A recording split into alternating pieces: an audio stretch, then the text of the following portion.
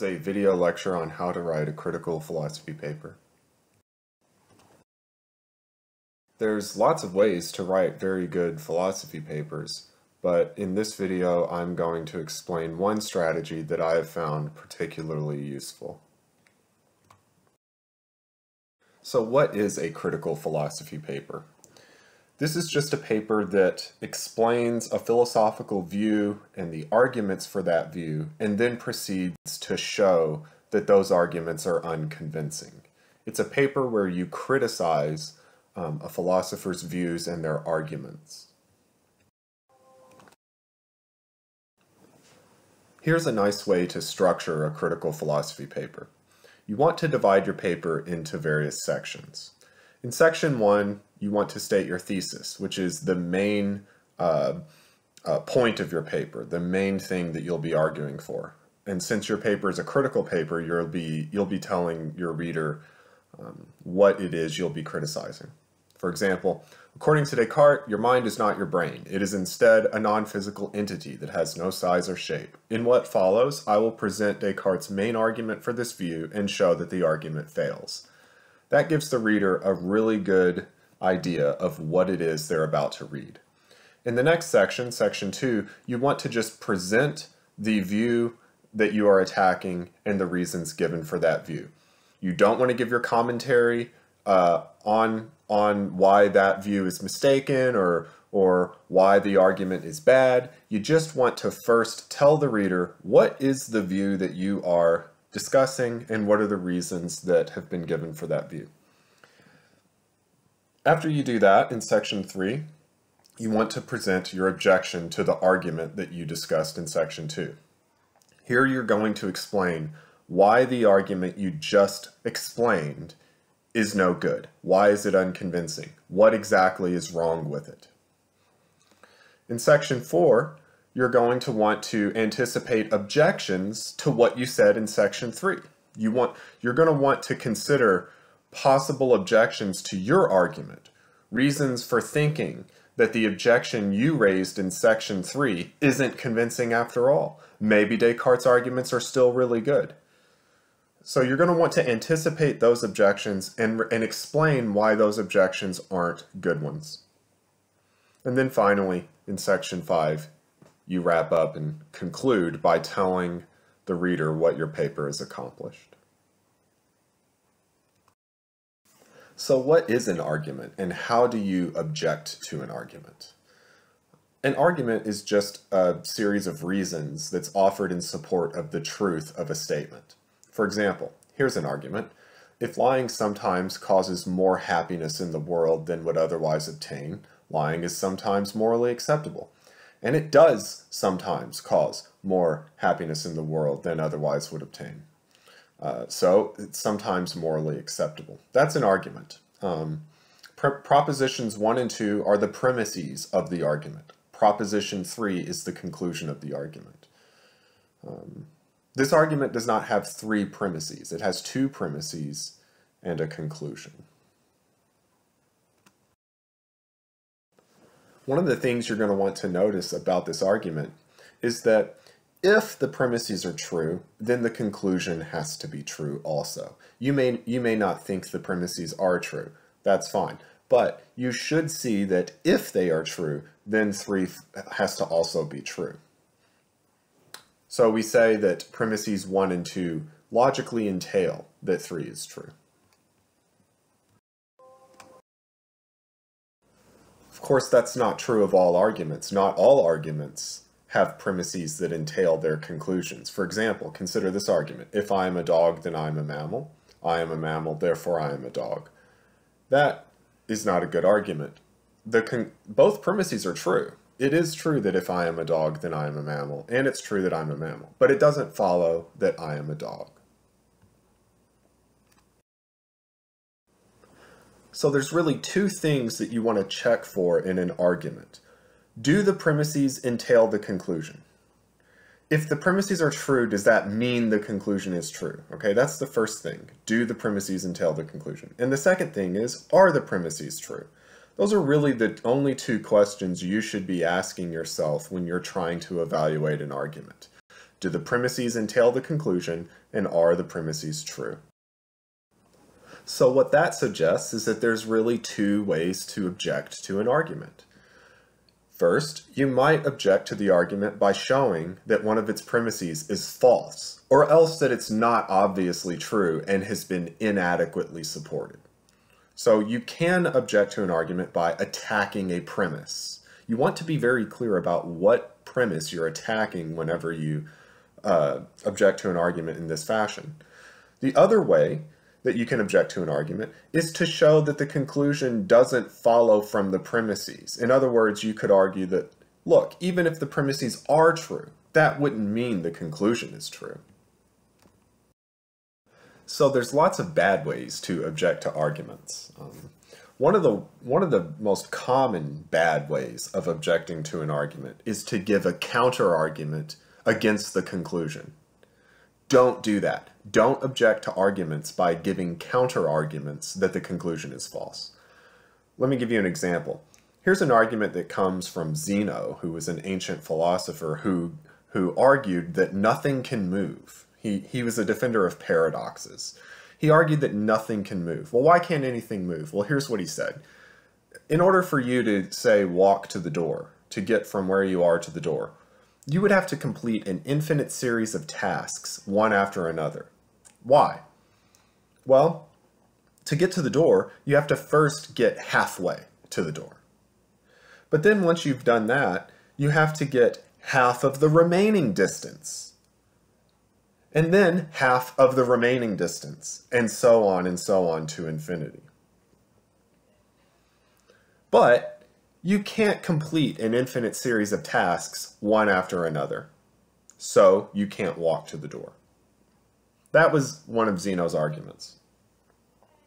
None of us believe that that proves that nothing can move. Obviously, things can move. So suppose that someone objected as follows. Well, obviously I can walk to the door. I've done it 1,000,000 times. We know things move because we can perceive that they do. So this argument is flawed. That is a terrible objection. Why is that a bad objection? Why is it bad to say that we know things move from our senses? It's not bad because it's false. Obviously things do move, and we do know because of our senses. The reason it's a bad objection, however, is it doesn't tell us where the original argument went wrong. It neither tells us that the conclusion doesn't follow, nor does it tell us which premise is false and why, right? What you want to do when you object to an argument is you want to tell the reader exactly where the argument went wrong. If you tell the reader, well, obviously things move, so there must be something wrong with this argument, well, fair enough, but you've not told us what is wrong with the argument. So don't just give counter-arguments against the conclusion. That is not a way of attacking an argument. Here is another bad way of objecting to an argument, attacking the motives or the character of the person giving the argument. For example, suppose someone gave this argument. If innocent people are often killed by the death penalty, we should abolish the death penalty. Innocent people are often killed by the death penalty, so we should abolish the death penalty. Now, imagine that someone gave this objection. This is exactly the sort of argument that people who love lawlessness, criminality, and irresponsibility would give. People who give this kind of argument are just trying to make life easier on criminals. So why is that a bad objection? It's a bad objection because even if it's true that the person giving this argument has bad character or bad motives, that doesn't refute the argument. That doesn't tell us where the argument goes wrong. Why? Well, it doesn't show that the conclusion doesn't follow, and it doesn't explain which premise is false. The argument, maybe the argument's bad, maybe the argument's good, but it can be a good argument even if the person giving it is a bad person. Good arguments don't suddenly become bad arguments just because bad people have given them. If a bad person produces the proof that there's infinitely many primes, and they produce that proof correctly, it's still a good argument even though the person giving it is a scoundrel. Here's another bad way of objecting to an argument. Just asking lots of rhetorical questions like that proves something. For example, suppose someone gives this argument. If humans are physical objects, their behavior is determined by the laws of nature. If their behavior is determined by the laws of nature, then they're not free. Therefore, if humans are physical objects, they are not free. Here would be a bad way of objecting. How does the author even know what the laws of nature are? Has the author figured them all out? How does the author know that it couldn't be a law of nature that some physical objects are free? Who's to say who's free and who isn't? Who's to say what is a law of nature and what isn't? So why is this a bad way of objecting? Because asking lots of questions is not a way of explaining where this argument goes wrong. It neither proves that the conclusion doesn't follow, nor does it show what premise is false. For the purposes of your paper, you probably should just have no question marks in your paper ever. Here's another bad way of objecting to arguments that I see a lot. Demanding that every concept that appears in the argument be so precisely and clearly defined that no possible vagueness remains. For example, suppose someone gave this argument. There's more than 12 blue things in my house, so there's more than 12 things in my house. This would be a bad way of objecting. The author says that they have blue things in their house, but they never precisely define blue. When exactly does something become blue? And what exactly is an object? The author never defines object. So why is this a bad objection? It's a bad objection because almost all of our concepts are vague or fuzzy at the edges. It's almost never possible to so precisely define something that there's not some borderline cases that are unclear. Nonetheless, there are still paradigm cases where the concepts apply. So there might be some objects where it's hard to tell, is this green or blue, or is it purple or blue? There might be some tough cases, but there are also going to be very clear cases where the concepts apply. And if you're dealing with an argument that uses concepts that are vague at the borders, but they are discussing clear cases where the concepts obviously apply, then it's not going to be enough to attack that argument to say, oh, this concept has some cases that are unclear. For example, the statement, small children should not be drafted for war, is a plausible statement, even though the concept small child is somewhat vague. When exactly does something stop being a small child? What day? What hour? What second? Well, it's going to be very vague, isn't it? But that doesn't mean that any paper that has this claim in it is therefore a bad paper. Nor does it mean that we don't know that the claim is true. You can't just point out that the argument contains concepts that are vague. Almost all concepts are vague. You have to show that the vagueness you are discussing somehow renders the premise false, or renders it unsupported, or somehow prevents the conclusion from following. So we've looked at some bad ways of objecting to arguments, but what about a good way of doing it? Well, consider this argument. So long as something doesn't physically force you to do something, it doesn't manipulate you. Ads don't physically force you to do anything, so they don't manipulate you. This seems like a good objection. Premise one is false. You can manipulate someone without physically forcing them to do anything. You might, for example, lie to them by telling them that you have cancer and need donations to fund your treatment. That would be a way of being a manipulative person, even though you aren't physically forcing anyone to do anything. So why is this a good objection?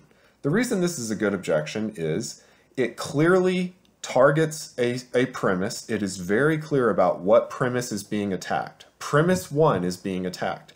And it gives a clear reason why it's false. Premise one says that the only way to manipulate someone is to physically force them to do something. And what the objection points out is that that's not true, and it points it out by giving a very clear example where it's not true. It's obviously manipulative to lie to people by telling them you have cancer in order to get their money, even though it doesn't physically force people to do anything. So that's an example of a good objection. So to summarize, there's really two ways to object to an argument. One is to be very clear about what premise you are attacking and to be very clear about what reasons you have for thinking that that premise is false or else not obviously true and inadequately supported. That's one way. The other way is to be very clear about why the conclusion doesn't follow from the premises, even if the premises are true. Those are the two ways of objecting to an argument.